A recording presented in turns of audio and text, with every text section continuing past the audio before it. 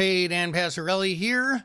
Well, the S&P 500 had that pullback that we talked about, maybe just the first part of it, or maybe the whole thing. S&P 500 down 1.1% today with SPY closing at 675.24. And a lot of the blame for that comes from, well, a couple of some of the big tech stocks had announcements for earnings, and they kind of dragged the market down a little bit. That's where a lot of the blame comes from. But let's kind of talk about that from a fundamental standpoint for a minute. Right now, the top 10 stocks in the market, the biggest 10 stocks in the market, are responsible for 40% of the gains and losses in the S&P 500. 40%. Talk about the Pareto principle right there. Holy crap. So I guess it's really no surprise that when Palantir, even though they beat estimates on earnings, and let's take a look at Palantir stock here for a second. This company does a fair amount with AI, of course. Estimate to be 11.9 cent. Actual earnings were 21 cents, blew the doors off earnings as far as that goes.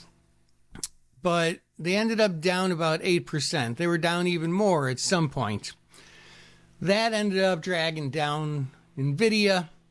Uber is the other more major one that was down, opened significantly lower down here at support, but ended up bouncing off support as stocks often do.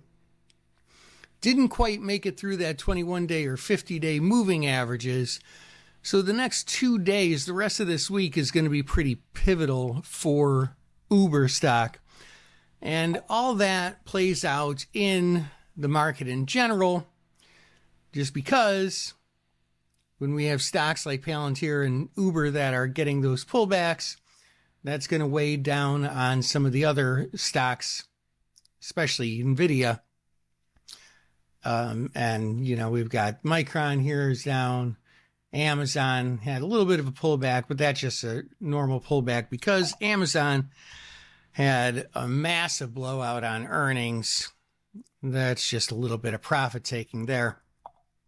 But a couple of things here from a technical standpoint still that are important.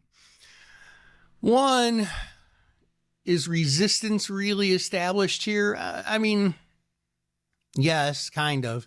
But really, from a technical standpoint, the more important thing is filling this gap. Here we had a high on this day of 672.71 with a low the next day of 675.65.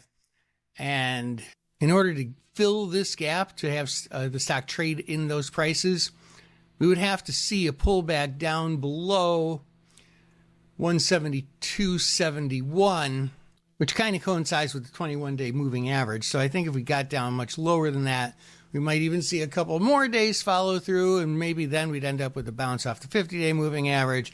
But a lot of that is just sort of speculation. The market will do as the market does. But as far as the options go, that's where we can be a little bit more strategic. We see that the historical volatility is 15 for the S&P 500. The VIX, which is always somewhat overinflated, is sitting at 19 even. Although if we go to SPY, which is what people more commonly trade, out to the 31-day options, the at-the-monies are sitting at about 16. So implied volatility is a smidge high, and that favors the bold option sellers out there who pick their spots carefully, look at support and resistance levels, and knock out those credit spreads. Hope that helps. This is Dan Passarelli, Trade Smart.